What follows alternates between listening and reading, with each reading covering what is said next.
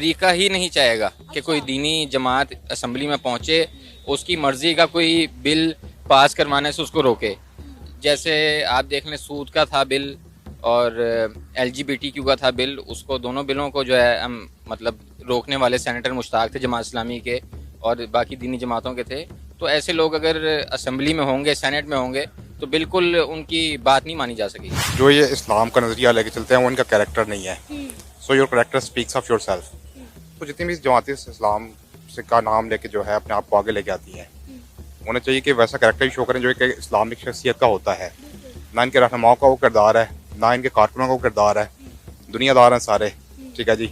और इस्लाम के नाम पर अगर वोट इकट्ठा करेंगे तो ये एक चीज़ है जिस पे लोग ऑर्डिनेंस ओपिनियन रखते हैं। तो काफ़ी टाइम से हाफिज़ सईद के लिए कह रहे थे कि हमें वो बंदा दिया जाए, और इस पे बड़ी कॉम्प्लेक्स सिचुएशन है देखा जाए तो, क्योंकि अवाम ज़्यादातर PTI के साथ है फॉर इमरान खान, और हाफिज़ सईद अगर उनके बेटे उनके अगेंस्ट खड़े हुए हैं तो ऑब्वियसली अवाम बेसिकली बल्ले को सपोर्ट कर रही है। तो क्वाइट नेचुरल ऐसा अगर हो गया। 26/11 का जो बॉम्बे में अटैक हुआ था उसके मास्टरमाइंड जो हैं वो हाफिज सईद हैं, इस पर आप क्या कहना चाहेंगे?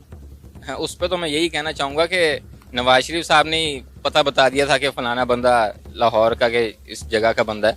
हम अंदर ही हमारे बंदे ऐसे बैठे हुए हैं कि जो कहते हैं कि आ बैल मुझे मार, तो बाहर वाले तो फिर करेंगे इस तरह। ज़ाहिर है जब इंडिया वाले जो है पॉलिटिकल प्रेशर बनाने के लिए अपनी साजिश काली शिवसेना का इस्तेमाल करते हैं, ठीक है जी, मजहबी जमातों को सामने लेके आते हैं, तो ज़ाहिर फिर इन्हें भी कोई ना फेस चाहिए अपने कवर अप के लिए कि जी हमारे पास भी ऐसा फेस मौजूद है, हम भी जो इस तरह प्रोपेगेंडा का सहारा ले सकते हैं।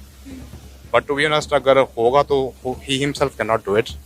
डेफिनेटली गवर्नमेंट की सपोर्ट होगी। ऐसी बात प्राइम मिनिस्टर को नहीं करनी चाहिए थी फर्स्ट ऑफ ऑल, क्योंकि ये चीज़ें जो हैं I am quite 100% sure India की तरफ से कई ज़्यादा चीज़ें होती रहती हैं। कुलभूषण यादव था आई गेस, वो हमने पकड़ा, और भी काफ़ी इश्यूज रहे। तो ये जो स्पाईवेयर है, ये सिस्टम सारे हैं, ये दोनों मुल्कों की तरफ से होंगे। आई एम नॉट डिनाइंग कि हमारी तरफ से कुछ नहीं होगा, लेकिन ये चीज़ें जो हैं प्राइम मिनिस्टर को ऐसे नहीं नाज़रीन, हाफिज सईद के बेटे तलहा सईद को NA 122 में इलेक्शंस में हार हुई है और उन्हें हराया है PTI के एक आज़ाद उम्मीदवार ने। हाफिज सईद के बेटे की इलेक्शंस में हार पर इंडिया जो है वो बहुत ज़्यादा खुश है, क्योंकि इंडिया अक्सर ये क्लेम करता हुआ आया है कि बम्बई में होने वाले 26/11 के हमले के मास्टरमाइंड हाफिज सईद थे, और इंडिया कई बार पाकिस्तान से हाफिज सईद का मुतालबा भी कर चुका है। जैन साथियों, पाकिस्तान में चुनाव हुआ, वहाँ हाफिज सईद के बेटे भी चुनाव लड़ा था और वो उस चुनाव में हार गया। इस पर इंडिया के लोग खुश होंगे, जाहिर सी बात है, क्योंकि वो एक आतंकवादी जिसे माना जाता है भारत की तरफ से। अगर वो वहाँ जीतता है तो जाहिर सी बात है वो भारत के लिए भी थोड़ा बहुत खतरा तो बनेगा ही। वो कुछ ना कुछ ऐसा काम करने की सोचेगा जिससे कि वो उसकी पुरानी आदत है। ये अच्छा हुआ कि वो चुनाव में हार गया, लेकिन दूसरी बात ये भी दुखी किया कि भाई पाकिस्तान में कोई एक सही सरकार बन नहीं पाई है। अगर वहाँ एक पार्टी की सरकार बनती तो थोड़ा बहुत तो स्थायित्व होता। अब वहाँ पे पता नहीं कैसे सरकार बनेगी, सेना की सहायता से बनेगी या गठबंधन की सरकार बनेगी, जो कि एक अस्थिरता का प्रतीक होता है। वो अपने देश को लेकर जो अशांति होगी वो दूसरे पर अड़ोस पड़ोस में भी उसका फर्क नजर आएगा। और भारत के लिए तो खास करके कि उनका ज़्यादातर मुद्दा ही चलता है भारत से संबंधित। अगर कोई पार्टी जीतती है, अगर हारती है, उनका मेन चुनाव होता है, चुनाव में जो मुद्दा होता है वो कि भारत को लेकर थोड़ा बहुत होता है, डेवलपमेंट, ये सब। बाकी सब तो दूसरे की बात होती है।